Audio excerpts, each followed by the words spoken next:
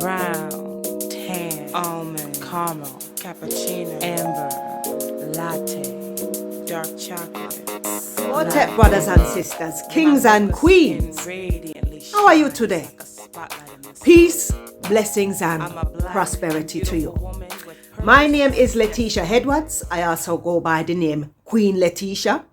And in this video, I'm going to explain how your childhood experiences become your subconscious programming and shape who you are as an adult. And that can be in a positive or a negative way. Now, this video kind of follow on from my previous video, which was about epigenetics and how we carry things in our DNA, which has been passed down to us from our ancestors. Now, that can be trauma, or it can be good things like the genius gene. So we will put the link to the previous video in the comments below. All right. So the imprint period is the first 7 years of a child's life. Now, during these first 7 years, the child's brain is like a sponge. It just soaks up everything the child see and hear with no filter. And everything just gets stored in the child's subconscious mind. So, for instance, if a child grow up seeing for them parents show love and affection to each other, and the child receive love and affection from them parents, them will grow up being able to give and receive love in a healthy way. If them receive positive affirmations, like for instance, you is a good boy, you is a smart girl, you can do it, you is beautiful, they will grow up with a positive self-image, high self-esteem, and good self-confidence. On the other hand, if them grow up in an abusive household, say for instance, them see them father beat up their mother, or them mother beat them and speak negatively to them, them will grow up with a poor self-image and low self-esteem. Now, many of us receive the same programming, and me I go tell you where it come from. See, many of our parents did beat us mercilessly, while at the same time they might tell us, say we what less, we good for nothing, we never go and make nothing of ourselves. But we have to understand that them was just carrying out for them own programming, which was passed down to them through their DNA. Epigenetics.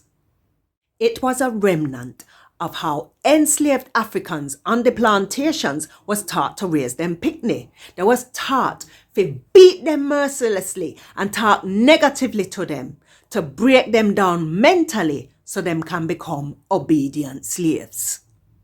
Fortunately, our generation is the one to break that cycle so it not keep getting passed down to future generations. Today, many adults carry childhood trauma on top of ancestral trauma in of them DNA. So when you see them acting out and being a menace to society, you only look upon the effect, you know, look upon the cause. You understand what I say? Now, the thing with the imprint period is, once a child reaches 7 years old, all the neural pathways in the brain become hardwired and then begin to run upon that subconscious programming for the rest of them life. And it's very difficult to change it. That is why the Jesuits did say, give me a child till the age of 7 and I will show you the man.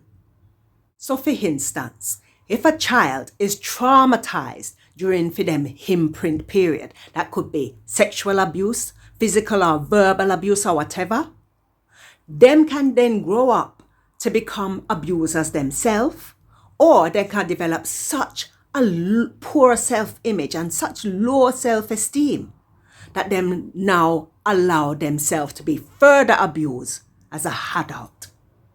That is why Frederick Douglass did say, it is much easier to raise strong children than to mend broken adults.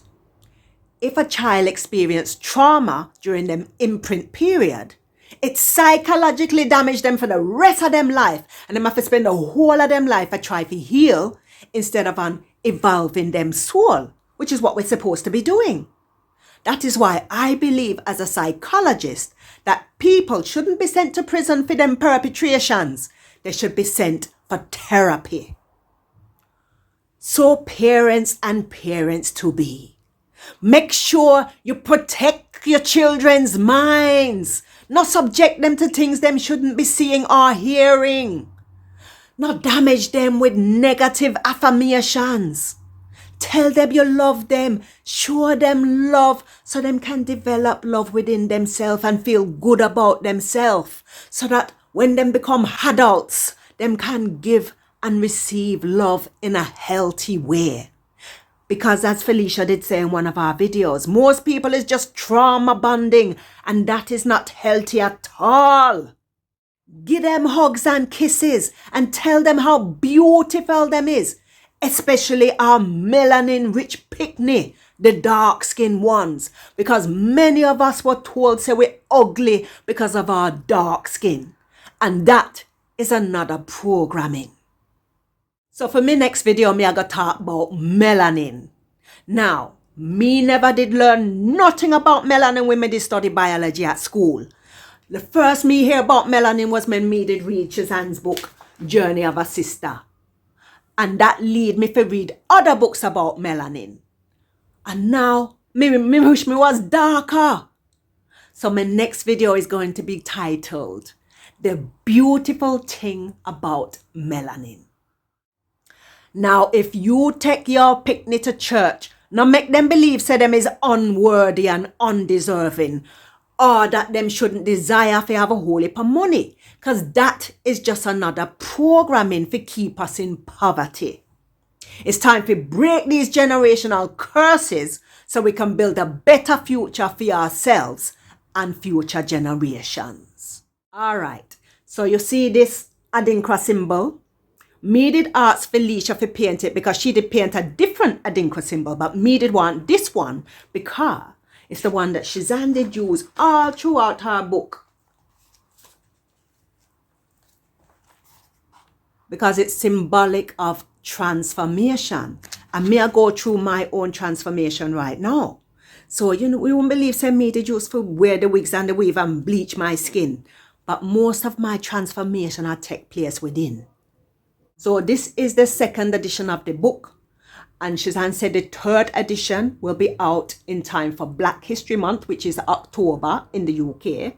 In the meantime, she says she will upload all of the audiobooks of the third edition to this YouTube channel. So that means you're going to get to listen to the whole of the book. And then you can decide if you want to get your signed paperback of the book. Me got my second edition and me just wait to get the third one now. Journey of a Sister isn't just a beautiful black love story. You're going to learn your history. You're going to learn about who you is as a black woman. You're going to learn about the power of your mind.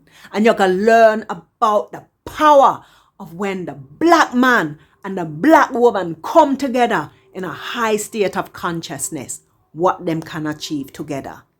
Me not understand why Felicia never did talk about the sex rituals, because that was very enlightening to me.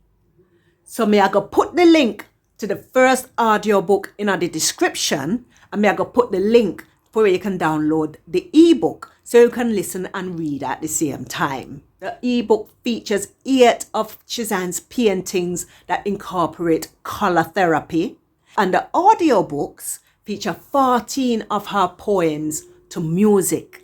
So when you listen and read at the same time, you get the whole experience. Me not see no other book like it.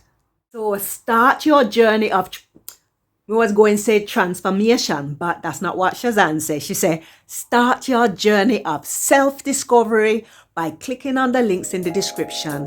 And I will see you in my next video titled, The Beautiful Thing About Melanin. Peace and love to all.